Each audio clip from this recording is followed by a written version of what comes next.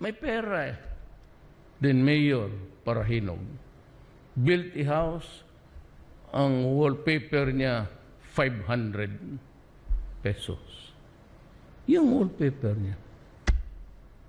Itong Espinosa na to, sa Leyte, he was killing. He was even shooting his own policemen who didn't cooperate with them. Pumasok na talaga ang narco state. Mga mayor mabilog ng General Luot, putang ina mo, nanalo pa ng barangay mayor.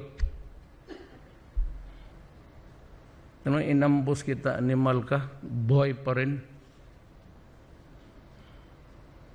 General mo, putang, pag-aral mo na PMA gastos ng gobyerno. Tapos kayong mga unggoy kayo, sinisira niyong ba? That's why I said, if I was up against government. And so I had to say, ang kalaban ko little did I realize that I was up against my own government.